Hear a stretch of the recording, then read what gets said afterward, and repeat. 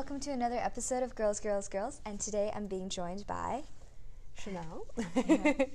So, I guess give a brief introduction of what you do and So I am the founder and editor-in-chief of Do Well Dress Well, and that's a career blog that I started 3 years ago, really because I wanted to have this creative outlet. I knew that I was really interested in fashion and style, but also personal branding and professional development, and I wanted to find a way to merge those two things together.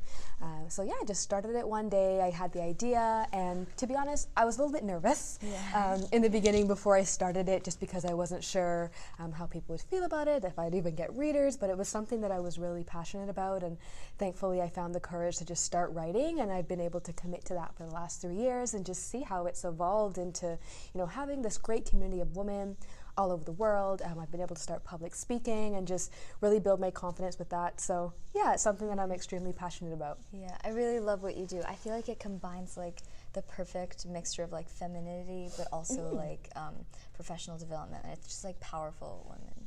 Thank you. So I appreciate that. Yeah. So first question, what is your most used emoji? Oh, my most used emoji? I think probably the heart eyes, or a smile with all the teeth. Oh, that's usually me. I love that one. So, the seriouser questions. What do you think is the best and worst part about being a girl? Oh, I think the best part about being a girl is that we're often underestimated, right? And I think people just think, oh, they're a girl, so they can't do this, or they do this like a girl. Everything is like a girl. Yeah. But I think that's actually our biggest strength. And so I think, though, when people underestimate us, they don't see us coming, and then they see us do these really amazing things, and they're like, oh, she did that. Yeah. So yeah, I would say it's that. I don't know if there's probably a worse thing about being a girl. I think the same thing. We are underestimated. People have certain judgments and mischaracterizations about who we are and the way that we work, the way that we play, the way that we speak, every single thing. But I think all of those things are a strength. Yeah, I agree. So, what is your definition of success? For success, I would say I am truly happy, but also making an impact on others. That's always how I measure success. It is not monetary in any way, but I want to feel good about who I am. Am I the best version of myself? And by me being the best version of myself, am I inspiring others to be the same? Okay, I love that. Thank you. And do you think you've achieved it? I would say I'm close to it. I don't know if I've achieved it and I can say yeah, I'm done, that's it, I don't have to work hard anymore.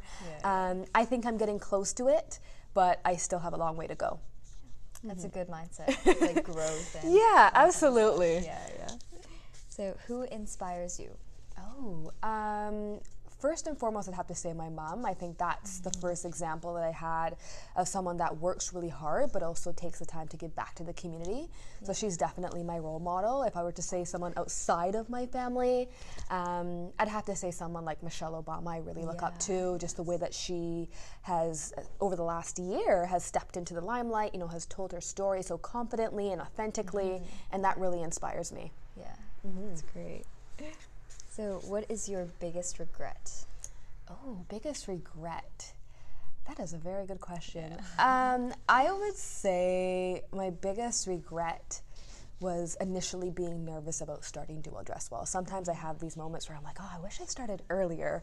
And because I realize it's actually not that scary, I think we work ourselves up and get so scared about what people will think, but then you do it and you're like, oh wow, I can do that. And so if I started earlier, I could have a lot more content, I could have met so much more people by now. I don't like to get caught up in that and say what if, but I think I wish that I just had a little bit more courage earlier on to start earlier. Yeah, I feel like that's across the board. That's of some of the people I've talked to, they're like, I wish I had the confidence to tell my younger self to take these opportunities. Exactly. Just do it. Yeah, because as women also, we think about what ifs, and there was that study that said women have to be like 100% sure in order to like raise their hand or something. Yes. And men are usually like 60% Yes, sure. and that's the same when we apply to jobs, right? So we'll look at a job description, and if like we have most of those things, let's say we have 90% of those things, but there's 10% that we're not so sure about, we won't apply. Yeah. Like we could do 90% of that job, but we'll say, you know what? We don't have 100%, so we're not applying. Yeah. But then men, on the other hand, they'll be like, yeah, like I only have 10%, I'm still gonna apply. And so, you know, that disparity is just so interesting. And so, yeah, it does come from that confidence and being a little bit nervous about what we don't bring to the table, but there's so much that we do have, and we shouldn't be worrying about those things that we may not necessarily have strengths in. Yeah. So, yeah, we still have a little bit way to go in terms of that, but we're getting there. Yeah. So what is your proudest achievement? My proudest achievement, I think I've found that balance between, yes, when I started Duo Dress Well, it was really just to create this site, have this content, and it was very focused on me. I wanted to do it for me. And I think now I've been able to find that balance between finding something that I personally really enjoy, makes me a great person, or at least I'd like to think so, but also gives back to the community. So when I started Confidence Through Conferences, which is the nonprofit aspect of Duo Dress Well, and we partner with different event organizers to provide complimentary and discounted tickets to women.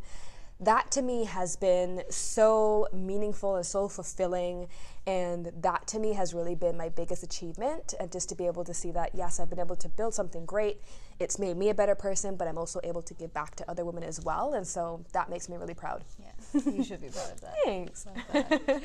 So what is your advice to all the young girls out there who are searching for like careers in like maybe your field of work?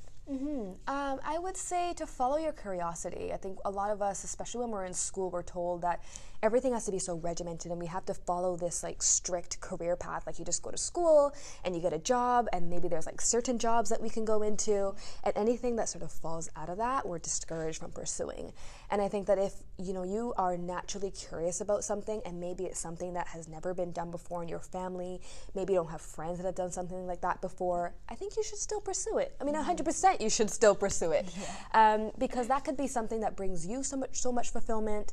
And I truly believe that when you are following what really lights you up, what you're passionate about, that means that you're putting your best self into the world, and like you inspire everybody else around you. If you're doing something that makes you unhappy, that rubs off on other people, right? Yeah. And so, I think we should just be curious. We should, want to learn new things, try new opportunities, even if we're a little bit unsure about where it will lead. Like, just pursue it, try it out. If you like it, great. If you don't, at least you know.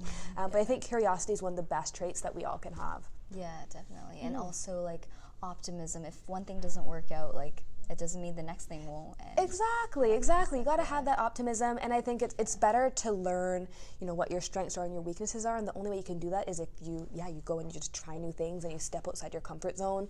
And it's okay to make mistakes. I think those mistakes, you use that as data, and you say, okay, at least going forward, like what things you should be doing or should not be doing. But the only way you're going to learn that and have that data about yourself is if you actually try something new and you try. Yeah, exactly. 100%. Okay, thank you so much for meeting with me. Thank you for having me. Loved being here. Thank you.